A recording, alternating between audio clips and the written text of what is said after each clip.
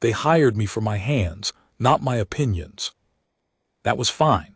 I had stopped offering opinions somewhere around the age of 53, when it became clear that nobody wanted them and the world kept spinning regardless. I was 61 when I took the posting aboard the orbital station above Vel-Sarath, and 62 when the station's catering contract expanded to include the Winter Palace on the surface. By then I had been cooking in one institutional kitchen or another for 38 years. Field camps on 4 different frontier worlds. 3 mining platforms. A hospital ship that smelled of antiseptic and grief. A university refectory where the students were young and loud and left their trays wherever they liked. You learn, after enough time, that cooking is the same everywhere. You are invisible in the best way. People arrive hungry and leave fed, and if you have done your job correctly, they never think about you at all. My name is Maren Osk. I am from a small town on the coast of a continent that most people cannot find on a map. I have gray hair, a bad knee, and hands that are permanently stained at the knuckles from 40 years of root vegetables and iron pans.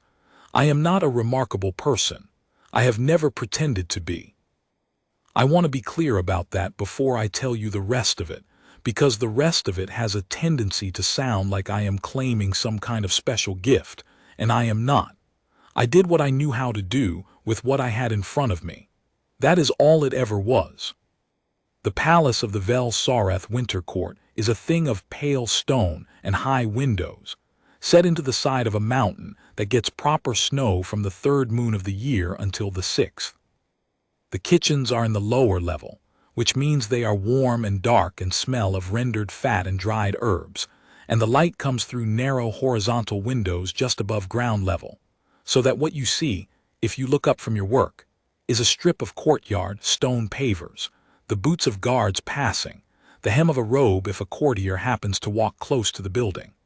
In 30 years of institutional kitchens, I have looked up through windows like that more times than I can count. It is a particular view of the world, useful in its way. I had 6 staff under me at the Winter Palace.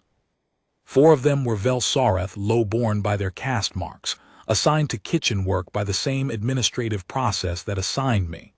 2 were human like me, subcontracted through the same orbital catering agency. The Vel-Sarath staff were good workers, quiet and precise, and they were courteous to me in the way that people are courteous to someone they have been told to be courteous to. Not unfriendly, just careful. I was the head cook, which meant I was the person in charge of feeding roughly 200 members of the Winter Court, nobles, functionaries, guards, and assorted attendants, plus the royal household itself.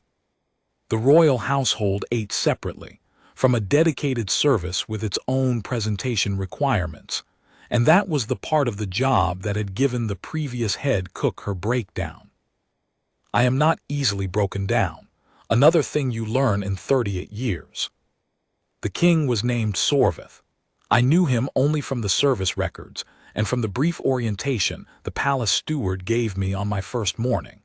The steward was a thin Vel-Sarath male named Haruval, who had the look of a man who had been managing crises for so long that he had forgotten what the absence of one felt like. He told me that the king was particular about temperature. He told me that the king's consort, the Lady Thesavith, had strong preferences about the use of a specific dried flower in everything she ate. It was a pale purple bloom called Vethanis, native to the eastern coast, and it had a faint licorice smell. He told me that the royal heir, a child of 4 named Caliph, ate with the household staff and had no particular restrictions. He told me all of this in the tone of a man reciting a list he had recited many times, which is to say efficiently and without affect, and then he left me to my kitchen. I settled in. The first 2 weeks were unremarkable. I found the suppliers I needed, I learned the storerooms, I sorted out which of my staff was reliable at what task, and I cooked 200 meals a day without incident. The king sent back a plate once too cool, as advertised, and I adjusted the holding temperature and it didn't happen again. The Lady Thesavith sent a written note on the third day complimenting the flavor of a particular sauce. I filed it where I file all written notes from clients, in the back of my head under Noted, Thank You, Moving On. The child I had not yet seen. Caliph ate with the second-tier household, served by a separate attendant, and his meals came from my kitchen but were plated and carried by someone else. I knew him only as a name on a dietary sheet. 4 years old, no restrictions, healthy appetite. That changed in the third week of the second month. Haruval came down to the kitchen on a morning when I was making stock, a long, low process that requires almost no attention and yet tethers you to the stove, which I have always found meditative. He came down the stairs with that particular quality of stillness that means a person is working very hard to appear calm. I have seen it often enough that I recognized it immediately and set down my ladle without being asked. The heir is unwell, he said. I waited. He has not eaten in 4 days. The physicians are attending him. The king has asked that meals continue to be sent, whatever the child might accept. I asked what the physicians had tried. Haruval gave me a look that I had not been expecting, a look that said the question was somehow unusual. Then he said that the physicians were handling the medical situation, and that my role was to provide food options for the attendants to offer, and that a range of soft, mild preparations would be appropriate. I said I understood, and he went back up the stairs. I made soft preparations. The attendants took them up. The attendants brought them back untouched. For 3 days this went on. I asked one of the attendants, a young Vel Sareth woman named Setha, who had the specific worn look of someone who had been on short sleep for a week, what the child's condition was. She told me what she knew, which was limited. He had a fever that came and went. He did not cry, which she said was unusual and frightening. He lay in his bed and looked at the ceiling and would not eat. The royal physicians had administered 2 rounds of medicine. The first had brought the fever down for a day and a half, and then it returned. The second had brought it down again, but the child still would not eat and was growing visibly thinner. I asked if he was drinking anything at all. Setha said he took small amounts of water, only if she held the cup herself, not if a physician held it, not if an attendant he didn't know held it. I said nothing else, and she went back upstairs. I thought about it for the rest of that shift. Here is what I know about sick children. I know it from the hospital ship, and from years of feeding staff on frontier postings where proper medical care was 3 days away, and you did what you could with what you had. I know that when a sick child stops eating, it is almost never because they have no appetite in the way an adult understands appetite. It is because eating has become, somehow, an act associated with the bad feeling, the nausea, the discomfort, the foreignness of being ill in your own body. The food becomes part of what is wrong. You can bring them the finest dish in the world and it smells like sickness to them. This is not a medical fact I could cite from a textbook. It is a practical thing I learned by watching, the way most of the things I know are practical things I learned by watching. The senior medic on the hospital ship, a tall, unhurried woman named Parveen who had been doing field medicine for 30 years and had the kind of patience that comes from seeing a very large number of outcomes and learning which ones are preventable and which ones are not. She was the one who showed me this, though she did not teach it to me deliberately. I watched her do it 3 times with 3 different sick children over the course of 2 months, and each time the same sequence. The child who would not eat, the plain preparation, the offered bowl, the first spoonful taken cautiously, and then the slow return over the following hours of something that looked like a body deciding it was still interested in being alive.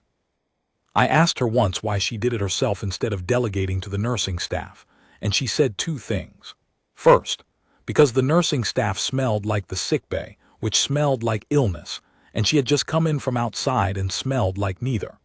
Second, because a sick child knows the difference between someone who is in the room to fix them and someone who is in the room for another reason entirely, and that difference, she believed, was often the first thing they responded to. I have thought about that second thing many times in the 30-odd years since. What works when anything works is almost always the same. Something plain, something warm, something that smells so simple and familiar that it does not trigger the association with illness at all. And it needs to come from someone the child is not afraid of. I did not know Caliph. I did not know if he would accept food from me. I did not know what smells he associated with safety or with sickness or with home. These were things I could not know from the outside. But I thought about Setha holding the cup. On the morning of the 6th day of Caliph's illness, 10 days after it had first been reported to me, I went upstairs. This was not, strictly speaking, my domain. My domain was the kitchen. Haruval had not suggested I do this, and the king had not asked for it. But the child was getting thinner, and the physicians were doing what they knew how to do, and what they knew how to do was not working, and I thought perhaps there was a thing I knew how to do that nobody had tried yet. I brought a small pot. That is all I brought. A small iron pot with a close-fitting lid, and inside it a very simple grain porridge, an earth preparation that I had been making since I was 22, cooked low and slow for 2 hours so that the individual grains completely surrender their structure and become something almost liquid, very slightly sweet from nothing more than the grain itself and a small amount of plain water. No spices, no enhancement, no flavor anyone would call interesting. The smell of it is the smell of warm water and starch and something faintly, distantly sweet, and that is all. I was stopped at the top of the kitchen stairs by a guard who told me that the upper residential level was restricted during the heir's illness. I said I was the head cook and I had food for the child. The guard said food was being provided through the attendants. I said I understood, and I asked if I could speak with Setha. There was a pause. The guard sensed someone. Setha appeared at the far end of the corridor, looking tired and cautious. I held up the pot and told her what was in it and asked if I could come in briefly, just to offer it to the child directly. She looked at me for a long moment. Then she said, "The physicians won't like it." I said the physicians were welcome to tell me to leave. I said I would take no more than 10 minutes and would cause no disruption. I said I had been feeding sick people from industrial kitchens for almost 40 years, and I was not going to do anything except offer the child a bowl of food. Setha looked at me for another moment, then she led me down the corridor. The room was quieter than I expected. Palace children's rooms, in my experience, which is limited, I will admit, tend toward a certain kind of decorative abundance, tapestries and carved furniture and things hanging from the ceiling. This room had those things, but they were muted. Pale blue and gray, which I suspected was the Vel Sarath aesthetic for a sick chamber. The light was low. There was a smell of medicinal herbs and something sharp underneath, the particular smell of fever sweat, which I know too well. 3 physicians were present, 2 Vel Sarath and 1 alien of a species I didn't recognize, all of them tall, all of them wearing the close-cut gray robes that seemed to be the Vel Sarath medical uniform. They looked at me when I came in with the pot in my hands, and I saw the sequence of reactions. First the assessment, who is this? What is she carrying? Then the recognition, this is the human cook. And then the expression I have seen on physicians' faces my entire working life, which is a specific mixture of polite dismissal and mild professional affront. The eldest of them, a tall Vel Sarath woman with silver markings on her jaw, said, "The kitchen is not a medical consultation." I said, "No, I'm just going to offer him some food. I'll step out the moment you ask." She did not say anything immediately. I used that pause to cross the room to where the child was. Caliph was small in his bed, 4 years old, which on Vel Sarath is perhaps equivalent to a human child of 5 or 6. They develop a little faster, and he had the look of a child who had been sick for longer than a week. Pale, with that particular quality of stillness that is not restful sleep, but the stillness of a body conserving everything it has. His eyes were open. They were a very pale amber color, the color of old glass held up to light, and they tracked me as I crossed the room without any particular alarm. Just curiosity. Children, in my experience, look at strangers with one of two expressions, wariness or curiosity. Caliph looked curious. I sat down on the low stool that was already beside the bed. I set the pot in my lap. I did not immediately open it. I said in standard, which I did not know if he spoke, "My name is Maren. I cook the food for the palace." He looked at me. He said nothing, but his eyes moved to the pot. I said, "I made something simple. I don't know if you'll like it. I don't know if you're hungry." I paused, but I thought I'd come see. I took the lid off the pot. The smell came out into the room, warm water, starch, that faint sweetness. Nothing medicinal, nothing complicated. The smell of something that had been cooked very slowly, over a very low heat, for a very long time. Caliph's nostrils moved, small, almost imperceptible, the way an animal tests the air. I did not press him. I put the lid on the bench beside me, and I waited. The eldest physician said, from behind me, "We have already provided appropriate nutritive preparations." Setha said quietly, "Let her try." There was a silence. I waited. I was good at waiting. 38 years of institutional cooking is largely an exercise in waiting, waiting for the oven to come to temperature, waiting for the stock to reduce, waiting for the bread to prove, waiting for the service window to open. You learn to be still. People who are not patient should not become cooks. After perhaps 2 minutes, Caliph said, in a small voice, a Vel Sareth word that I did not know. He said it twice. Setha from near the door translated in a murmur, "He's asking what it smells like." I said, "It smells like grain and water." That's almost all it is. I cooked it for 2 hours, very slow, very low. I paused. Where I come from, when children are sick, this is what we make first, before anything else, just this. He looked at the pot.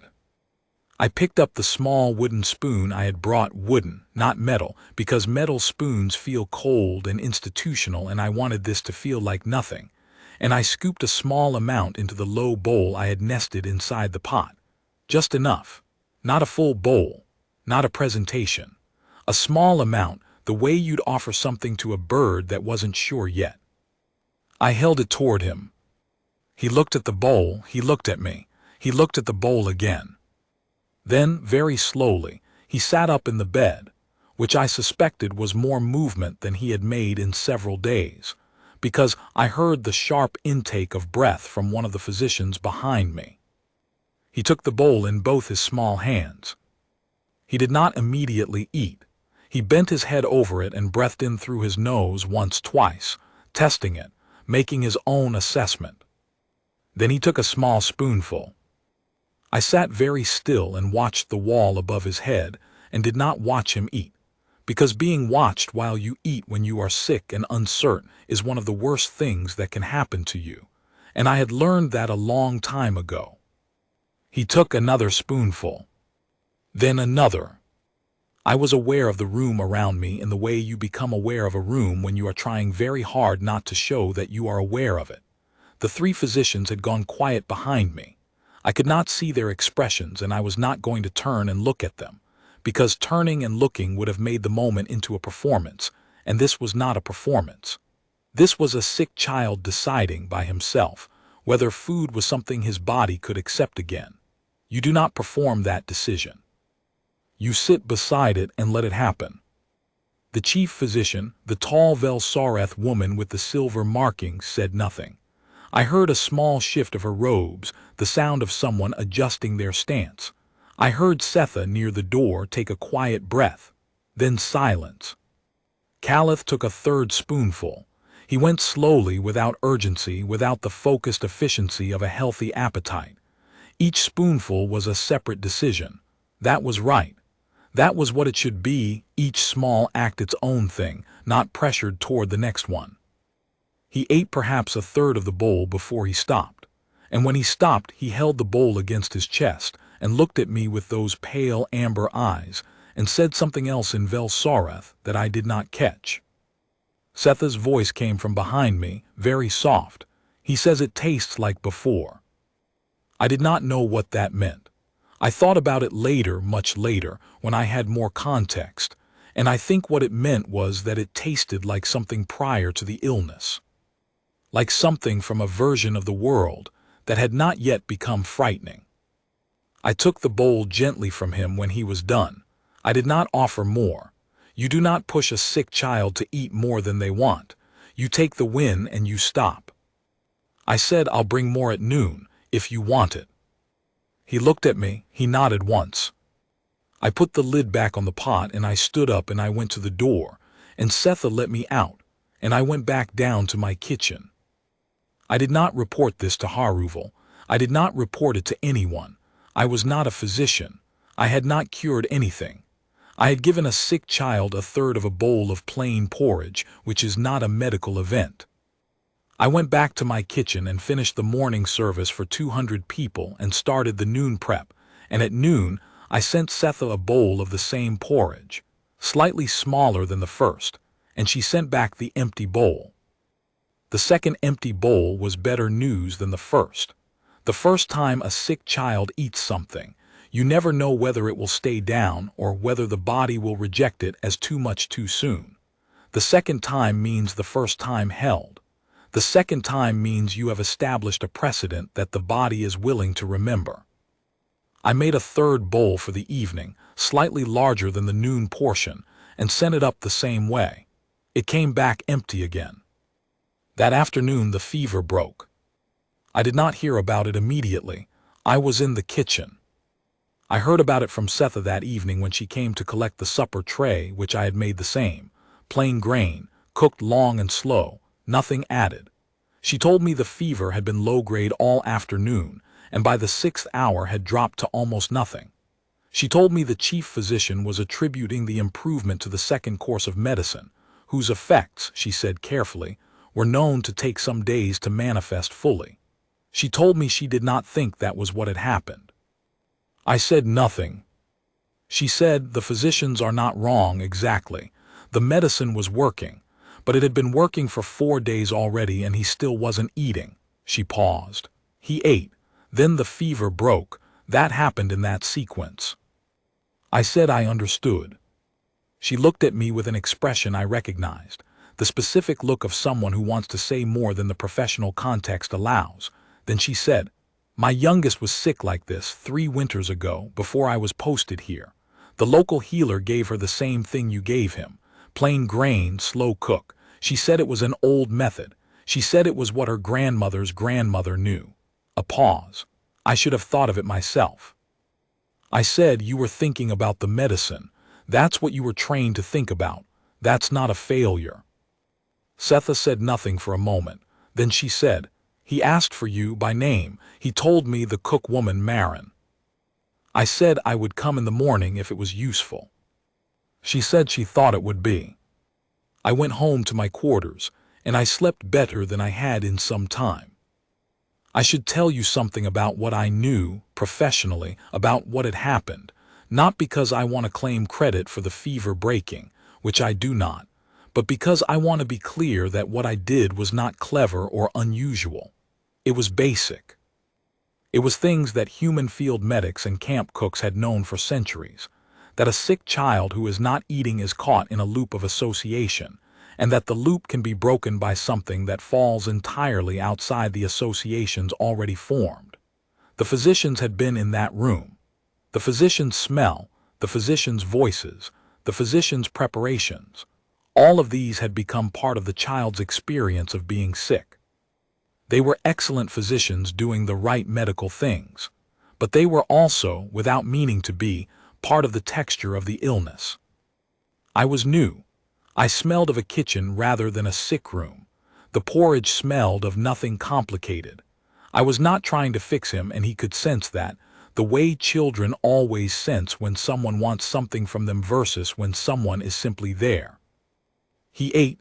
Whether that caused the fever to break or whether the medicine finally took hold or whether it was some combination, I am not a physician, and I do not know. What I know is that he ate, and then he got better, and those two things happened in that order. I went to see him in the mornings for the next 5 days. He was improved each time. On the third day he was sitting up and talking, Vel Sarath with Setha as interpreter. And then, as the days went on, a halting attempt at standard, which he had apparently been learning before the illness, and which, it turned out, he had considerably more facility with than his age suggested. On the third morning he asked me what grain I had used. I said it was a grain called oat, which was from Earth, my home world. He said he had not seen it in the palace and asked where it came from, and I told him it grew in a field, which he seemed to find interesting. He had apparently not spent much time thinking about where grain came from. Most children haven't. I told him that oat was a crop that had been grown on Earth for thousands of years because it was hardy and cheap, and because it grew in cold, wet climates where other grains would not, and that for most of human history it had been what poor people ate when there was nothing else. He was quiet for a moment, and then asked whether it was still poor people's food or whether rich people ate it now too. I said both, now. He seemed satisfied with this as an answer. On the fourth morning he asked me about the hospital ship. He had heard me mention it to Setha, and he wanted to know what it was. I described it, a converted cargo vessel, running medical supply and field care in a system 4 transit days from the nearest proper hospital, crew of about 60 including the medical staff, with me running a kitchen for all of them under conditions that would have made any proper institutional kitchen manager quit in the first week. He listened with complete seriousness and then asked if people had died on it. I said yes, sometimes. He said that must have been sad.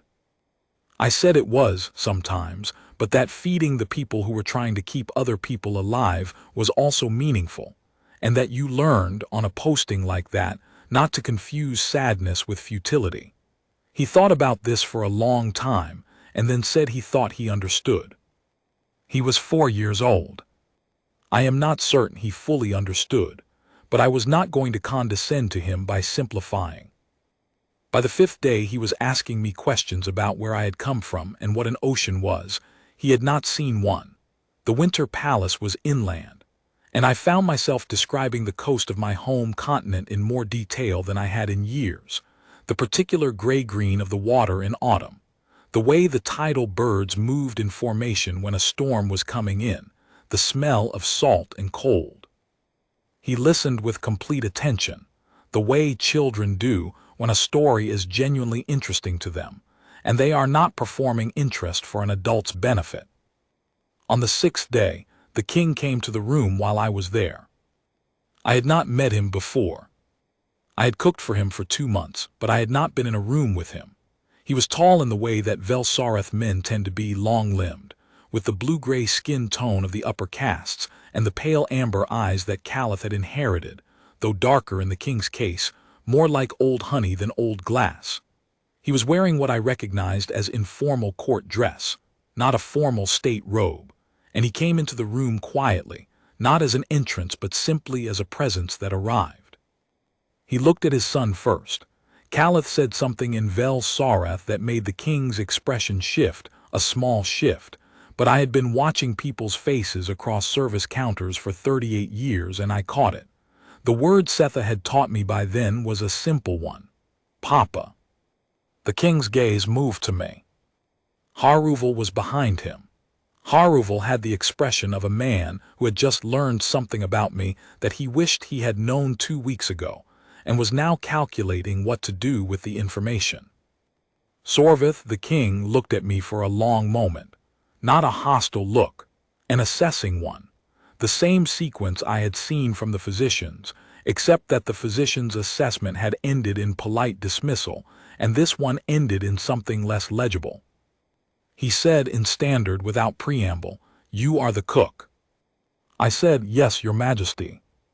He said, "Haruval tells me you came up without authorization and administered food to my son." I said, "I offered him food, your majesty. He chose to eat it. I didn't administer anything." A pause. He said, "The physicians are the senior authority in this room during a medical event." I said, "Yes, Your Majesty. They were present the whole time. I stepped out the moment the session was over." Another pause. He was looking at me with the particular quality of attention that powerful people use when they are deciding what they think of you. I have had it turned on me before. I try not to find it interesting and usually fail. He said, "My son is improved." I said, "I'm glad to hear it, Your Majesty." He said, "The physicians believe it is the second course of medicine." I said, "That's entirely possible." He looked at me for another moment. Then he looked at Caliph, who was watching this exchange with the focused attention of a child who understands more than the adults in the room think he does. Then Sorvith looked at me again. He said, "What did you give him?" I said, "Grain porridge, plain preparation. 2 hours on low heat, no additives. It's a traditional preparation for sick children where I come from. Very simple." He said, "And you believe this is what made him improve?" I said, "I believe it helped him eat something, and eating something was probably good for him, Your Majesty. Whether it broke the fever, I genuinely don't know. I'm not a physician." He looked at me for a long time. Then he said, "Haruval will see you after the evening service." He took Caliph's hand and they spoke quietly together in Vel Sarath for a few minutes, and then he left, and Haruval left with him, and I finished my visit and went back down to my kitchen. Haruval saw me that evening. He told me, with his careful professional affect, that the king had authorized my access to the residential level for the duration of the heir's recovery, and that I should continue the morning visits and the provision of the grain porridge as long as the child found it useful. He also told me, in a slightly different tone, that the king had asked about my background. I said, "What did you tell him?"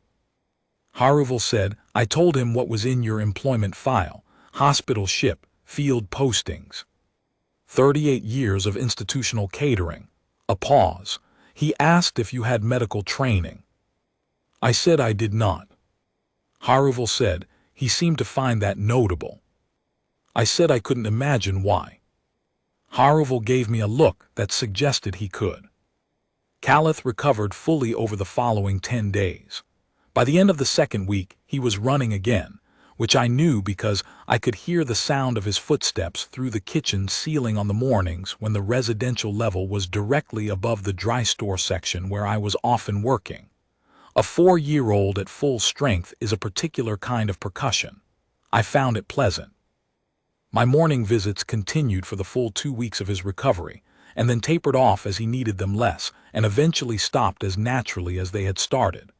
I gave Setha the porridge recipe before the visits ended, written out in full, with the timing and the temperature and the type of grain and the specific slow process steps, because she should have it and because it is not a secret. It is not a special thing. It is a thing any cook on earth knows. The slow cook matters. The plain matters. The 2 hours matters, but there is no mystery in it. The last morning I came to the room, Caliph was well enough to be restless.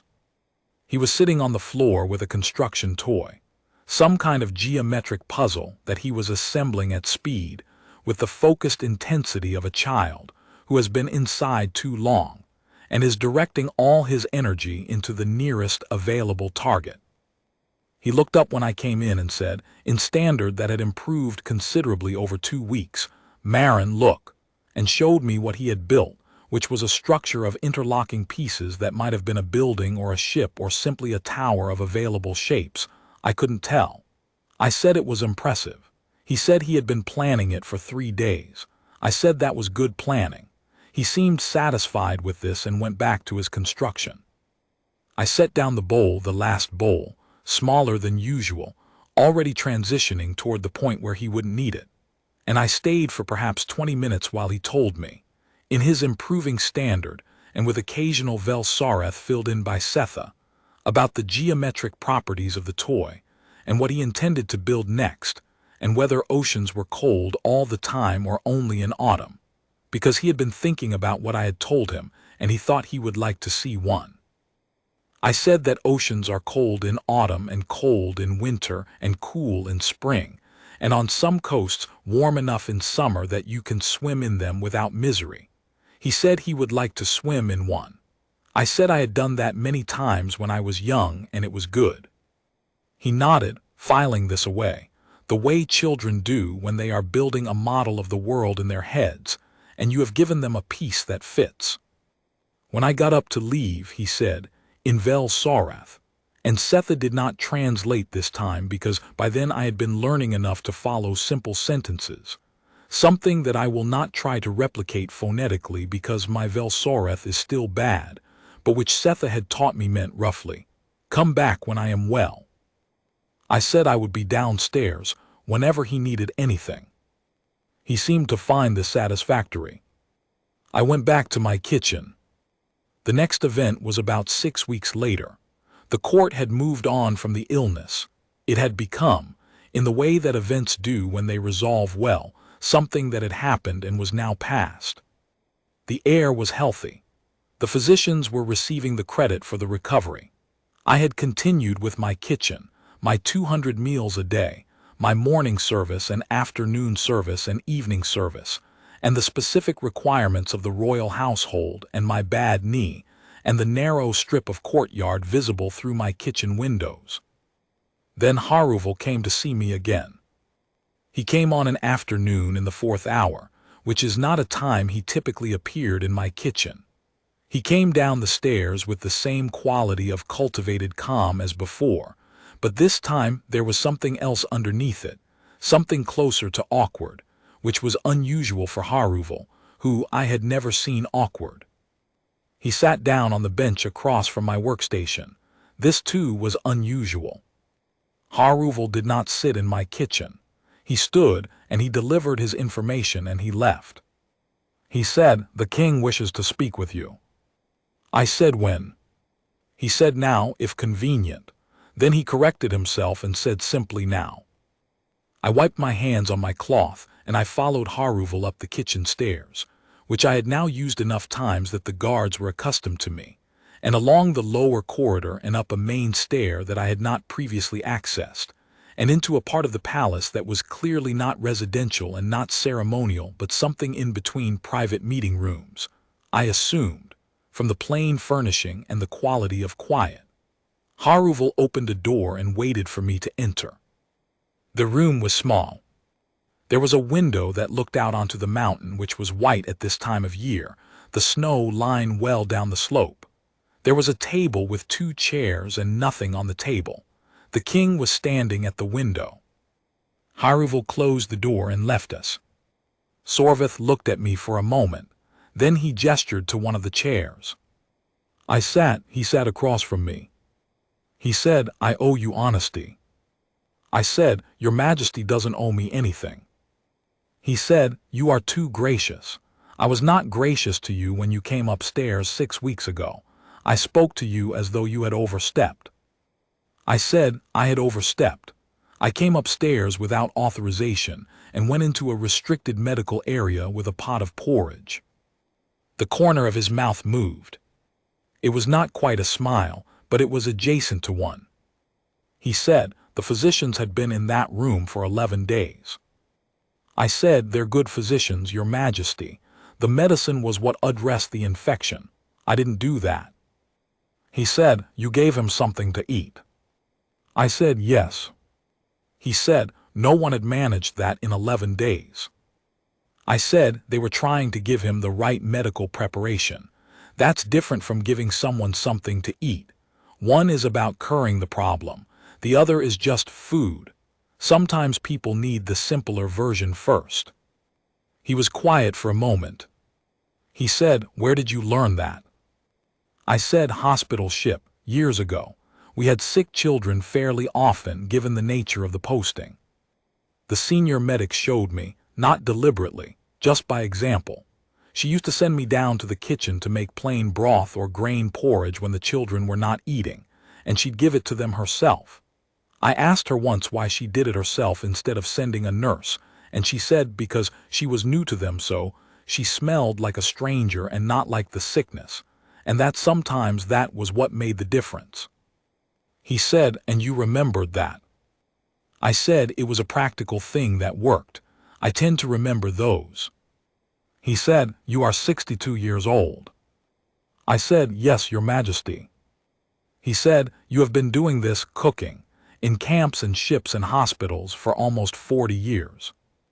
I said 38. He said, "Why?" It was an odd question. I thought about it for a moment. I said, "Because I was good at it, and because it was needed, and because I find institutional cooking interesting in a way that I suspect other people don't. There is a specific problem in feeding large numbers of people well with limited resources under variable conditions, and I like that problem. I have never been bored by it." He said, "You chose it." I said, "Yes, Your Majesty." He looked at me. He said, "Most humans who end up in these postings are here because the work was available and the pay was sufficient. They don't choose it." I said, "Some of them choose it." I did. He said, "Why come here? The Vel-Sareth system is not a natural destination for someone of your experience. You could have taken a posting closer to the core worlds." I said I wanted somewhere new. I had done the core world circuits. I wanted something I didn't already know. I paused. And I wanted the mountain light. I read about the winter light here before I applied. I haven't been disappointed. He was quiet. He looked at the window, at the mountain, and then back at me. He said, "My son asks about you." I said I was glad he was well. He said, "Not in relation to the illness. He asks about you. He tells me things you have told him about the coast of your home world, about the birds, about the ocean. He asks questions and expects me to know the answers, and when I tell him I don't know, he seems surprised that I have not talked to you myself." A pause. "He has a good memory." I said, "He's a sharp child." He said, "He told me your food is better than the palace physician's medicine." I told him that was not a fair comparison, and he said it was exactly fair because your food worked and the medicine took longer. A brief pause.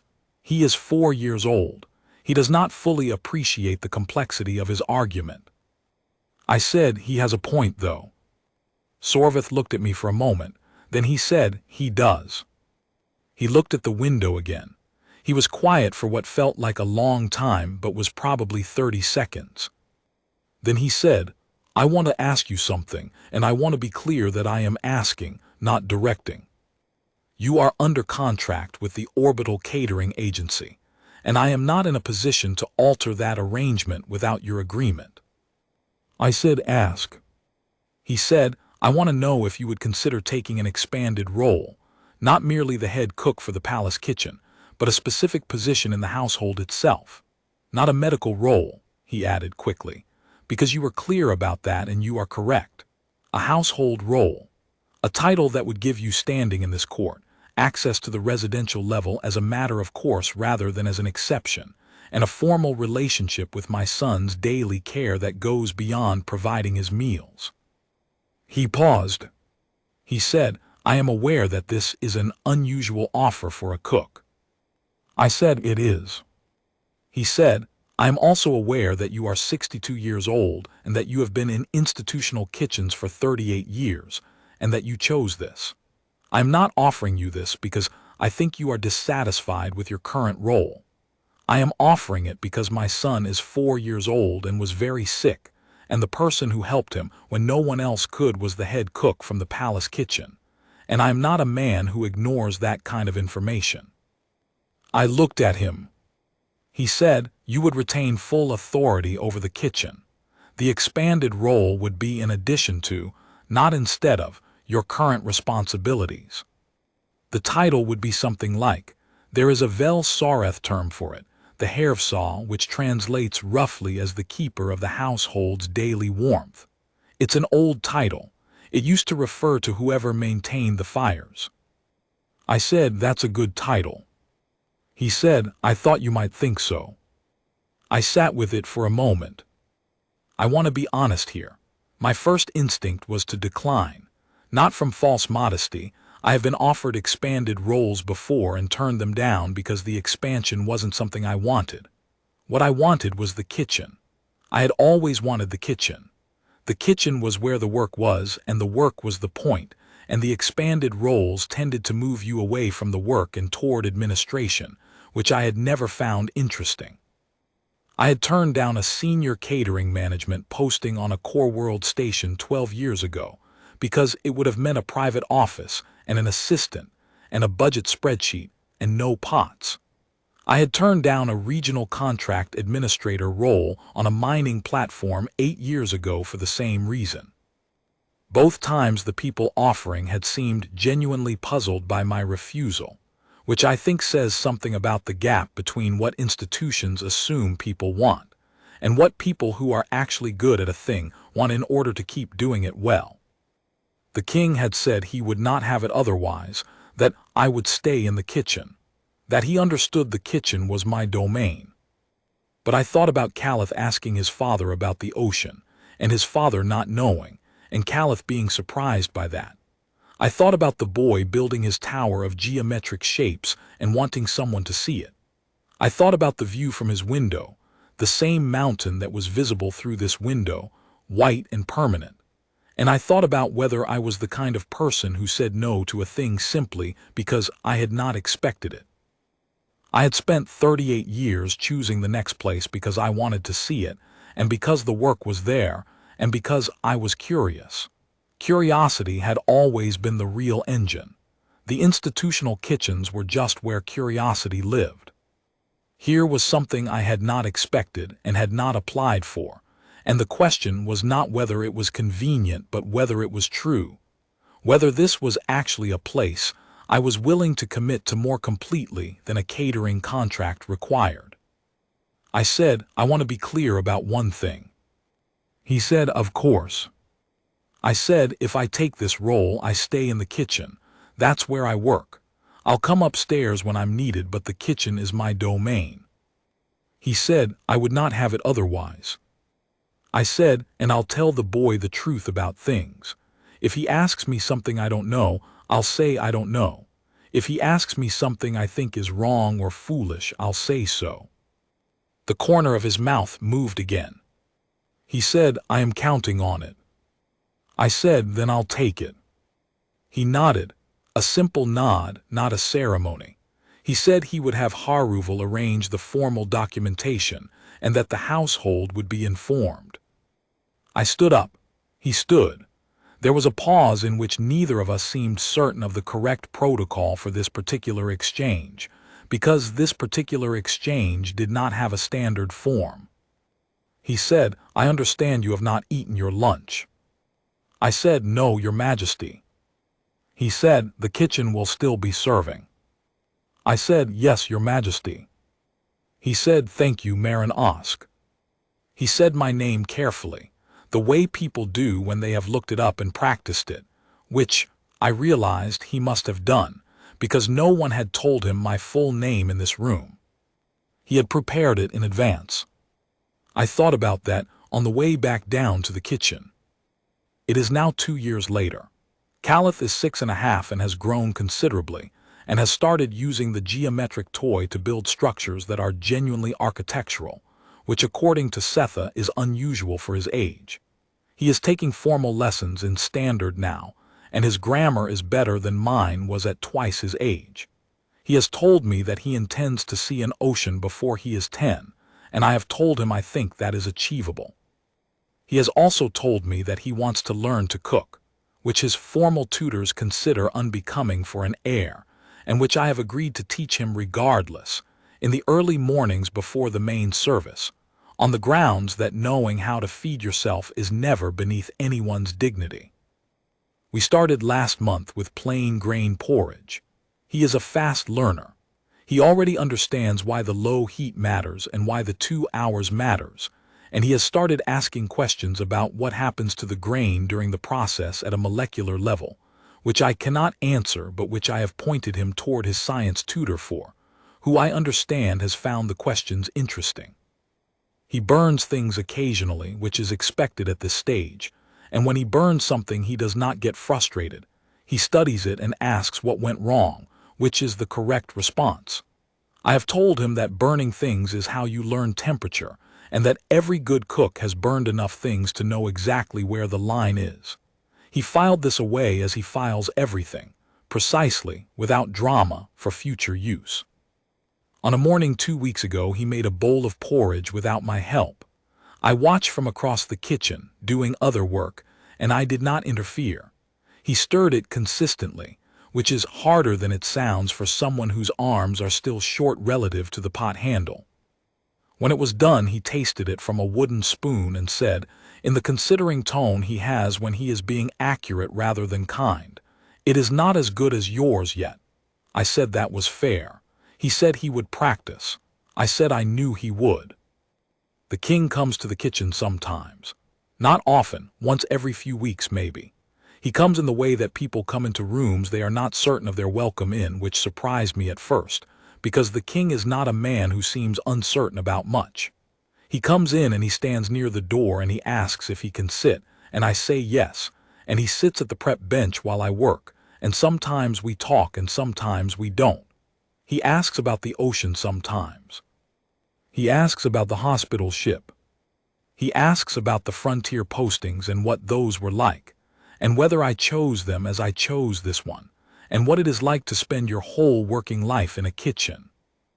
I told him once that a kitchen is the same wherever you are, fundamentally, that the same problems recur, that the variables are different, the ingredients, the equipment, the species eating the food, the particular expectations of the culture, but the underlying logic is constant.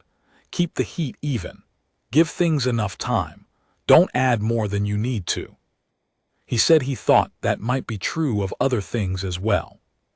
I said I thought he was probably right. He looked at me as though I had said something worth considering, which is a look I have come to recognize in him. A look that means he is filing something away, the same way his son does it, and I thought, that habit is not a coincidence. That is what being raised by a particular kind of mind looks like. It passes down. He asked me once whether I was satisfied. It was a direct question, a real question, and I respected it for that. I told him, I am an old cook with a bad knee in a palace kitchen on a world that gets good mountain light for 6 months of the year. I have a title that translates as the keeper of the household's daily warmth. I have a sharp 6-year-old teaching me, inadvertently, that patience has a molecular explanation. I go home in the evenings and my kitchen is clean, and my prep is done for the morning, and the bread is proving on the counter. I told him I was more than satisfied, that there was a specific quality to doing the work you chose in the place you chose for people who needed it, and that the quality of it did not diminish with age. If anything, it improved. He said, "You are the strangest appointment I have ever made." I said, "I am sure that's true." He said, "I mean it as a compliment." I said, "I know." I handed him a spoon and told him to stir the stock pot while I started on the bread, because he was sitting idle, and idle hands in a kitchen are wasted hands, and he took the spoon without comment and stirred the stock, and the morning light came through the narrow windows at ground level and lay across the stone floor in long pale strips, and above us, somewhere in the residential level, I could hear the particular percussion of a 6-year-old going somewhere at full speed, and I thought, this is what enough looks like. Plain grain, low heat 2 hours, that is all it ever was. Give people the simple thing, at the right moment, and stay in the room long enough to see if it works. I have been doing that for 40 years. I have not yet stopped finding it worthwhile.